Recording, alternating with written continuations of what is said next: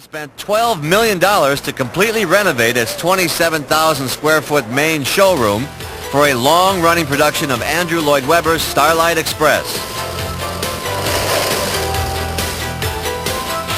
The Mirage invested more than $50 million in permanent facilities for both Siegfried and Roy and Cirque du Soleil. And to celebrate New Year's Eve '93, the MGM enticed visitors by booking the unbookable Barbra Streisand. Her fee an estimated $20 million. No place else in the world could you have that experience. People want to see what they can't see, and they want to do what they can't do. So how will the Las Vegas of the 21st century look? Some say it's already here. Bet on this, it's going to be bigger than life. It's one thing to say their expectations have gone up, but they don't know what they want till we tell them. We're not listening to them, they're listening to us. We'll tell them, and they'll be happy. If we do a good job, and if not, they'll say go to hell, and we'll go broke. They just keep getting bigger and bigger. In fact, there are plans to cover this area with a dome and turn it into a mall. And then somebody will come along and try to top that. We'll be back in a moment from Las Vegas. Stay with us. Coming up, how does the IRS do?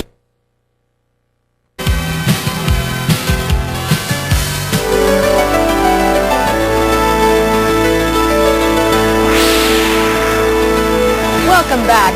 Here in Vegas, hundreds of millions of dollars change hands every day. Because of that, millions are also spent on casino security. Well, you may know that cameras secretly record every move you make on the casino floor, yet some people still try to beat the odds with outrageous scams.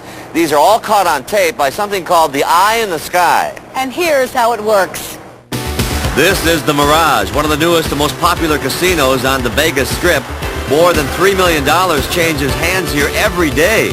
That's over $1 billion a year. With that kind of cash and action, the Mirage developed the most extensive and sophisticated security system in town to protect it. How do they do it? With eye-in-the-sky technology. We have approximately 750 cameras that are both fixed and pan-tilt zoom, and 430 VCRs. Every money drawer and every bit of cash in the casino, every gaming table, every slot machine is visible on camera. From this surveillance post at the Mirage, security personnel don't just monitor the games. They can keep an eye on anybody on the casino floor. Players, dealers, kibitzers, or cashiers. They can even track your movements as you walk across the casino. And these aren't just your basic convenience store security cameras. These pan, tilt, zoom, and can even get tight enough to read the serial number off a $100 bill and see that bill from a number of different angles. What are these cameras looking for? The easiest things to spot are deviations from standard procedure. At this blackjack table, for instance, the dealer is doing what's known as dumping, letting the player on the right, her partner in the scam, win, sometimes more than once on the same hand. Here, the player has blackjack.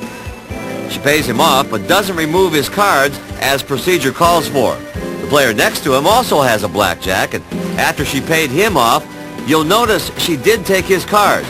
The dealer busts with 23, then goes around the table paying off all the other players. She then comes back and pays the first player a second time. There are standard procedures for almost everything that goes on in a casino.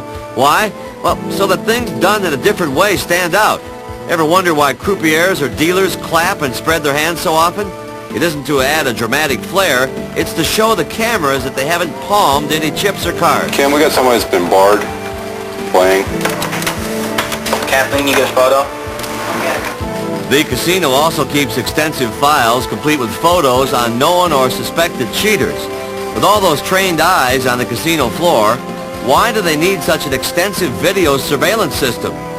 First, because with all the different angles the cameras can get, they sometimes pick up things people on the floor miss. Another reason video surveillance is so important is because cheaters and thieves frequently rely on creating a distraction that can blind the eyes on the floor. Here at the cashier's booth, the woman at the top of your screen knocks a stack of coins off the counter, as if by accident, distracting the cashier, while her partner at the bottom leans over and goes for the cash drawer. And at this moment, he thinks he's scoring big. Think again. He doesn't know that he's being caught in the act on camera. Prosecutors call this undeniable proof. Sometimes the camera may see somebody cheat, and the player does deny it. If there's no physical evidence, hidden or marked cards, say, how does the casino prove it? By going to the videotapes. Above every table game, there's a fixed camera. That fixed camera runs into 2 separate VCRs that record at different times. It gives us the advantage of having every table game recorded 24 hours a day, 7 days a week, so that we never have a question as to what had happened on a game. We always have video proof. Now here's an example at the roulette table. This is called past posting, adding chips to a bet after you know it's a winner. The player at the lower left has a winning bet of 2 $5 chips. He gets paid off. Now watch his right hand. He slips a $1,000 chip under his original bet and then tries to convince the dealer he wasn't paid off correctly. The dealer goes to the pit boss. The pit boss gets on the phone to call the surveillance room to check the tape. In the surveillance room, they review the tapes and see the player switching chips from several different angles. By the time the player gets cold feet and tries to leave, security personnel are there. They apprehend and arrest him right on the casino floor. Placing so much emphasis on security isn't just to protect the casino from losses, it's also to protect the players.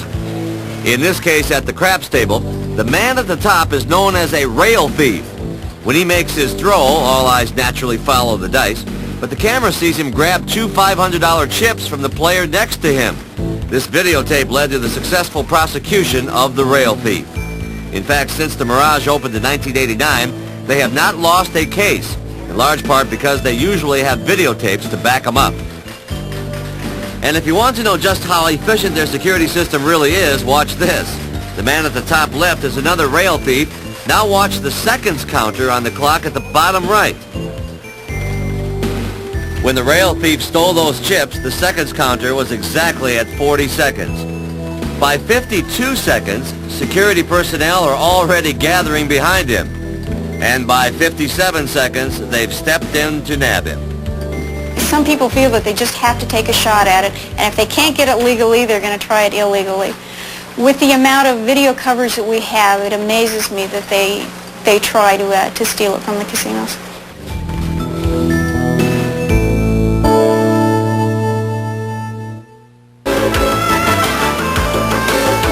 In front of the $475 million Treasure Island Hotel along the Vegas Strip. Welcome back, everybody. You know, the Vegas of the 90s is certainly magnificent, but maybe nothing in the city compares to a monumental structure 35 miles from here, and it was designed by men who use slide rules, not personal computers. Hoover Dam was funded by the government during the Great Depression at the staggering cost of $45 million, about 1/10 of what Treasure Island cost. It is the highest dam in America. Hoover Dam generates electricity enough to light up a city the size of Las Vegas. Here's how it was built and how they keep it working. There are 7 million tons of concrete in this dam. That's enough to pave a road 3,100 miles long from San Francisco to New York City. Behind the dam is Lake Mead, the country's largest man-made reservoir. A lake big enough to cover Connecticut in 10 feet of water. Back in the 1920s, at a time when the population of the West was booming, the Hoover Dam was conceived to turn the erratic Colorado River into a steady source of water. The Colorado River is a highly variable river. That means that between the peaks and the minimums over a yearly cycle, there are drastic differences there. So the need was to put a structure on the river that would control floods and store water. Hoover Dam is actually a series of structures all working to control the river. The main one is the dam itself. At the base of the dam is the power plant. Immediately upstream on either side are 4 intake towers which pass water into the power plant, plus 2 overflow spillways. How was it all built? In 1931, when construction began, Hoover Dam was without precedent. A dam bigger and more ambitious than anything ever attempted. There were some unique challenges in beginning the construction of this dam. There was nothing here. A road had to be built from Las Vegas. A railroad had to be built from Las Vegas. A town had to be built. All of this had to take place before the actual construction of the dam could start. If you look at the canyons and you look at these roads, somebody had to get from the top of those ledges and be able to start cutting out these roads. And that was a high scale.